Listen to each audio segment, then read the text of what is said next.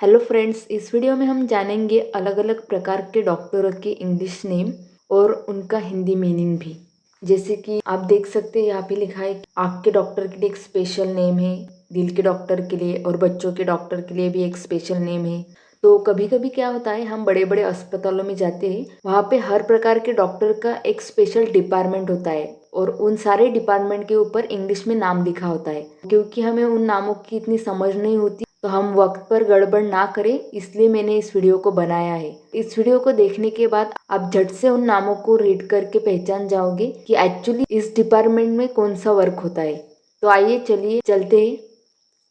सबसे पहला है जनरल फिजिशियन। जनरल फिजिशियन यानी वो डॉक्टर्स जो सर्दी, खांसी, जुकाम और कफ एंड कोल्ड की ट्रीटमेंट करते हैं और जो भी जनरल इश्यूज होते हैं जो कि हमें डेली लाइफ में काम करते वक्त जो भी फिजिकल प्रॉब्लम्स, पेन्स होते हैं, फीवर होता है, वो सब जनरल फिजिशियन लोग हैंडल करते हैं। नेक्स्ट वाला है कार्डियोलॉजिस्ट। कार्डियोलॉजिस्ट वर्ड में ये जो कार्डियो है, यह ग्रीक वर्ड कार्डिया से आया है जिसका मतलब होता है हार्ट। यानी कार्डियोलॉजिस्ट मतलब वह डॉक्टर जो हृदय रोग के बारे में डायग्नोसिस करते हैं। उसके बाद है डर्मेटोलॉजिस्ट यानी त्वचा रोग विशेषज्ञ।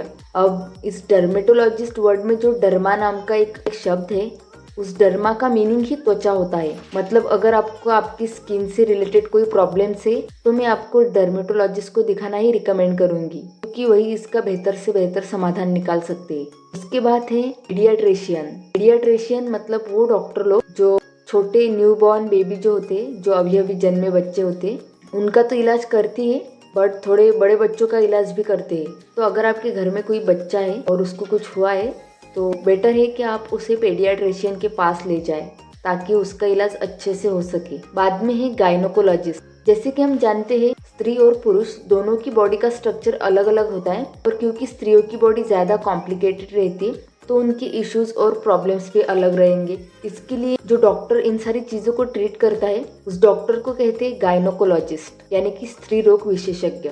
और बाद में है ऑप्थेल्मोलॉजिस्ट। ऑप्थेल्मोलॉजिस्ट यानी कि नेत्र रोग विशेषज्ञ। और इसके बाद अगर कहीं भी आपको ऑप्थेल्मो या फिर ऐसा कुछ लिखा दिखे तो समझ जाना तो ये कहीं ना कहीं पे आंखों से रिलेटेड है। बाद में है साइकेट्रिस्ट, मानसिक रोग विशेषज्ञ। अब तक हमने शरीर की बीमारियों के बारे में पढ़ा है, मन की भी कुछ बीमारियां होती है। तो अगर इस टाइप की कोई बीमारी है तो अगर सीधे साइकेट्रिस्ट को दिखाएंगे तो ज़्यादा अच्छा सोल्यूशन मिलेगा। और ऑन्कोलॉजिस्ट जो होते हैं वो होते हैं कैंसर रोग विशेषज्ञ। इन लोगों को अलग अलग कैंसर के बारे में डिटेल में जानकारी होती है, तो अलग अलग प्रकार के कैंसरों का निदान करते हैं। और यहाँ पे बहुत इम्पोर्टेंट जो कि ENT स्पेशलिस्ट। यहाँ पे ई का मतलब होता है ईयर यानी कान, एन का होता है नोज यानी नाक और टी का होता है थ्रोट यानी गला। यानी ENT मतलब कान, नाक और गला विशेषज्ञ। तो अगर इन सब से रिलेटेड कोई प्रॉब्लम हो तो you should definitely visit to ENT specialist. और देखिए सर्जन। सर्जन यानी जो डॉक्टर बॉडी काट के सर्जरी ऑपरेशन करते हैं ना, उनको कहते हैं सर्जन। बाद वाला है गैस्ट्रोएंट्रोलॉजिस्ट। यानी अगर कोई डाइजेस्ट सिस्टम से रिलेटेड बीमारियां है तो ये डॉक्टर लोग वो बीमारी को ट्रीट करेंगे। अभी है न्यूरोलॉजिस्ट। इट मीन्स तंत्रिका रोग विशेषज्ञ।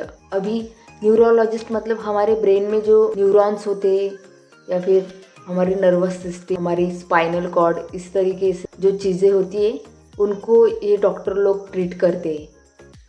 बात का है ऑडियोलॉजिस्ट यानी श्रवण विशेषज्ञ। अगर आपको कोई सुनने में प्रॉब्लम हो रहा है, बहरापन वगैरह है, तो आप ऑडियोलॉजिस्ट को ज़रूर विजिट करें। ऑब्स्टेट्रिशियन जो लोग होते वो प्रसूति विशेषज्ञ कहलाते। मतलब जो प्रेग्नेंट वीमेन होते, जब बच्चा निकालते वक्त सर्जरीज वगैरह करते, हेल्प करते, वो डॉक्टर ऑब्स्टेट्रिशियन कहलाते हैं। जेरियाट्रिशियन यानी वो डॉक्टर लोग जो स्पेशली ओल्ड लोगों को ट्रीटमेंट देते हैं, जो बूढ़े लोग होते हैं उनके बारे में एक्सपर्ट होते हैं। इस वीडियो के लिए बस इतना ही।